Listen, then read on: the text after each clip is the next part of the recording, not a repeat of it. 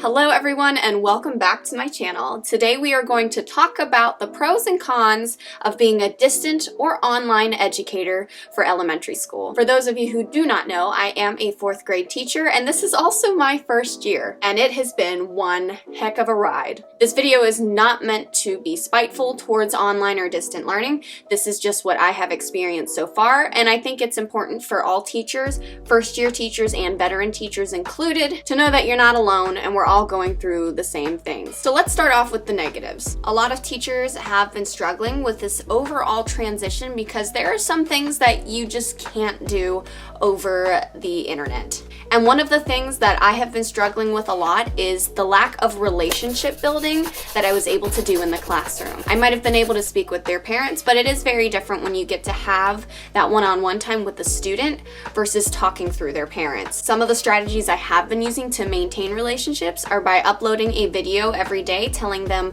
that I miss them, what they are supposed to do for the day, and asking a daily question that's just fun. Every Friday, I try to hold a small group window from 8 a.m. to 9 a.m. where kids just can come in and they can ask me questions, they can talk to me, tell me about their week, whatever it is they want. The last one that I had, I got a tour of a student's house, and how many teachers can say that they've had a tour of their student's house? I mean, come on, that's pretty cool, isn't it? I also, at the end of the week, do a how you feelin' survey. This is where students can tell me if they are struggling with something academically, if they want to talk to me about something, if they want to tell me something positive that happened, anything they would like to share with me.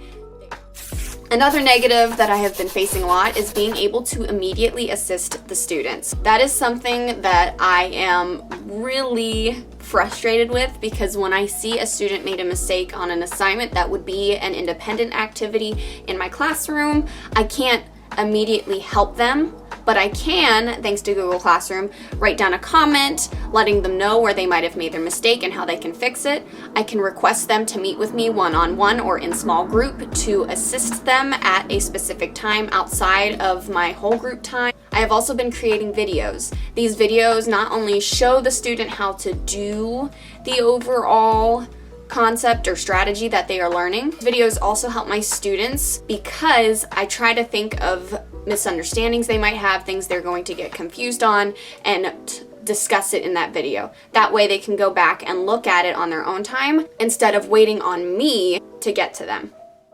The third struggle is learning a new platform. And you're not the only one learning the whole new platform. Everybody is learning the new platform, as well as parents and students. It really can test your patience, because not only are you confused on how to work Google Classroom or the other distant learning materials you have, your parents are as well. And a lot of times the parents will contact you asking you, how am I supposed to do this? And you're just kind of like, but that's okay. You're not going to know everything. What you can always tell a parent is, I'm not really sure right now, but let me get back to you. And then of course go to the correct admin or the correct personnel to help you assist that parent. I know there was also a moment where I was having technical issues and I was unable to open up one of my Google Meet lessons, and my phone was exploding with questions, asking where the link is, why is it not working, and it was very frustrating because it was something I could not control and something I wasn't able to assist parents with or give them the reason as to why it was not working.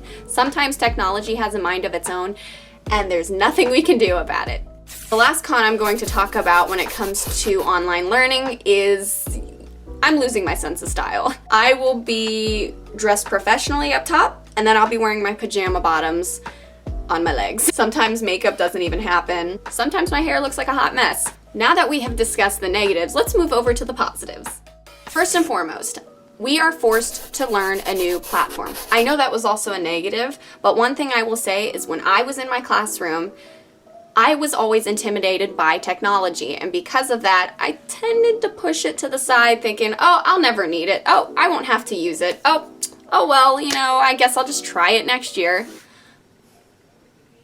So instead of pushing it off, I was forced to learn Google Classroom. I also learned about a lot of new resources that were available to me that I will definitely be using next year, not only to eliminate that paper flow, but to also make my activities more engaging for my students. Because let's face it, technology is a big part of these children's lives now.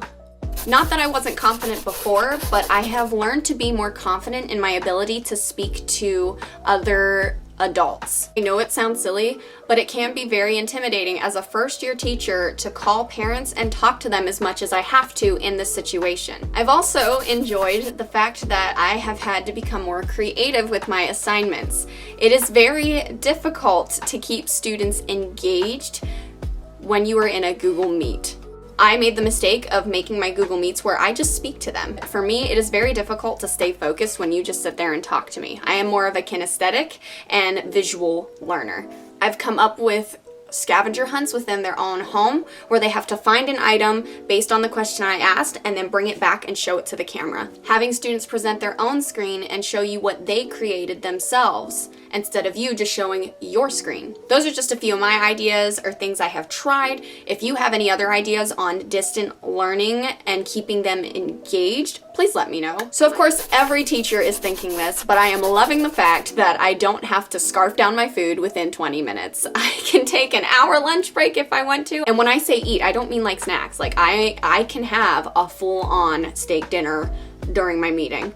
Not that I'm doing that, but the thought of it being a possibility is amazing. I can also drink as much water and coffee as I want to and not worry about having specific time slots about using the restroom. I will also say I love the fact that I've been able to attend meetings outside on my back patio. Those were my positive. Now let's talk about some tips. The first thing I'm going to tell you is to foster relationships. Don't be afraid to go above and beyond to communicate with your students as well as your parents. This is a time where you really have to partner up with your families to make sure your child is getting the most out of their academic experience. They can see that you care and they can see that you are doing everything you can to make sure their child is successful.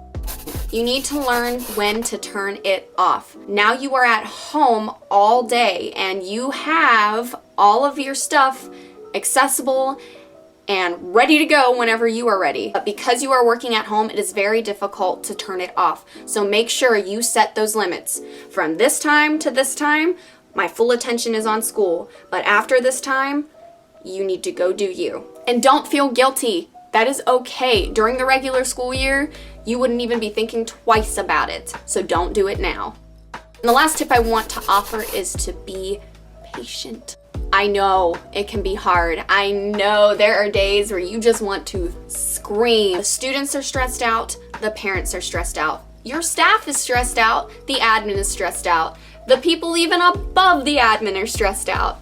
And the last thing you need to do is let yourself stress out over something you cannot control. You're gonna feel it. You're going to feel stress. That is normal. You are human. And if you care, that's going to happen. But you need to tell yourself every day before you go to bed, I did everything in my power to be the best teacher that I could ever be. Well, thank you guys so much for watching. I hope you enjoyed this little pros and cons and tips on distant learning or virtual learning. It has definitely been an adventure for me. Don't forget to comment down below some other engaging and creative ways to keep students excited about learning over the internet. I love you guys so much, and I will see you all in the next video.